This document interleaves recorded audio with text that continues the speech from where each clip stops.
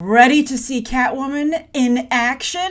Yes, this is the gameplay trailer for the character in the upcoming Injustice 2 video game. She was already introduced in the Valentine's Day Here Come the Girls trailer, but now we get to see some of her moves. And I'm excited. I always love when the spotlight is shined on Catwoman because I'm a big fan of the character, but I worry that her best days are behind her. So I'm glad that people like Ed Boon are still trying to do right by her. I mean, Julie Newmar and Eartha Kitt, of course, first made the character famous to the mainstream. Then Michelle Pfeiffer certainly did her part. And I even enjoyed Anne Hathaway's depiction of the character. Let's not talk about poor Halle Berry's depiction. Halle Berry seems like such a nice person.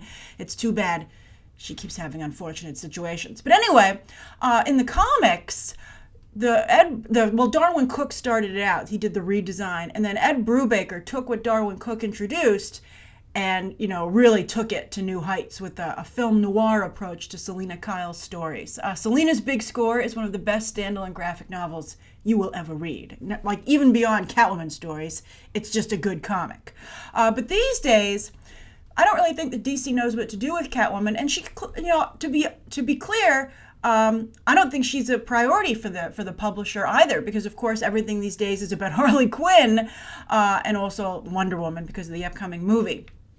But maybe it would be more about Catwoman if. Oh, and by the way, in terms of Catwoman, how could I forget? She's huge in the games, but Harley Quinn I think has eclipsed her there, and that's where the eclipsing began. In the Batman Arkham games. Catwoman, of course, popular. But she doesn't get, she doesn't sell solo, online adventures and different, incarnations of the game the way Harley Quinn does. But the current comic isn't particularly good for Catwoman, I'm afraid. And also, when she's going to be reintroduced into the big screen with Gotham City Sirens. But if you've ever read the Gotham City Sirens comic, you'll see that Catwoman is kind of like the odd wheel. Harley and Ivy are a fantastic duo when they were first introduced as a duo back on the animated series. But when Catwoman joins the mix, she just kind of becomes the wet blanket of the group, being like, you can't do that, and you guys, she's the voice of reason. And, who wants Catwoman to be the voice of reason? She's much more interesting in being a wild card for Batman. So I'm excited to see her here, and I'm excited to see how the character continues to evolve, and if she can reclaim her place as being one of the top DC female characters. Because right now, as I said, it's all about Harley and Wendy. All right, let's take a look.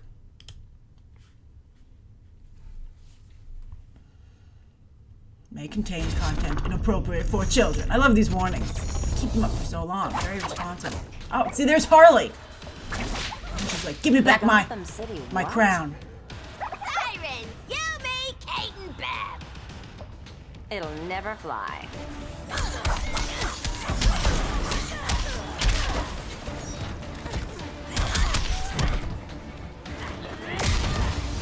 This is a good matchup, because neither one of them has any powers. Ooh. Oh! Oh! Doesn't make a particularly interesting fight. Ah, lovers quarrel. How many times have we seen this? Some juice here. Those like little alien pods on her shoulders are an interesting choice. Oh, she took his motorcycle. That's fantastic. I do like Catwoman on the motorcycle. Did you see how she's like, let me use the opening in my suit to really distract. Oh, okay. Oh. Oh my goodness. Ooh.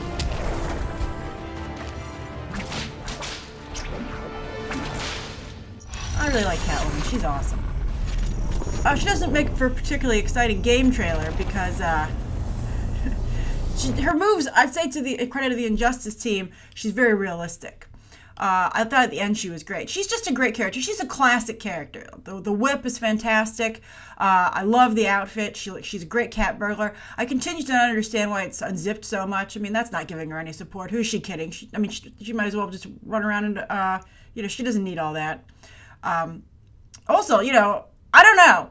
I think that just boobs and no hair is a tough look to pull off, but I guess if everyone's just looking at your midsection, who cares what's on your head, right? I think you need the balance usually, but that's just how I feel about it. That's my fashion choice. But I think that, some people, I saw a lot of people complaining about her face. I think it looks fine. I don't think it looks bad. She actually looks like someone, but I'm not quite sure who. But I loved her, and she looks cool there. She looks great. I really like Catwoman. I gotta tell you, I think she's a great character, and she looks really pretty there, actually. I think that looks great. I think she's a great character. She's all about personality. That's why she's such a great, fit with a film noir storyline telling, because she really is the femme fatale. She's just fantastic. I love it. I thought what was also interesting about the opponents that they chose here is that she was fighting a lot of people that are actually her friends. Batman, Poison Ivy, Harley Quinn. They're all buddies. Maybe that's why she was like pulling her punches a little bit, maybe not going all out on them, because she was like, we're going to be talking later, and I don't want to have to apologize too much for what I did. But I thought it was, Catwoman's a great character. I'm glad to still see her in the mix.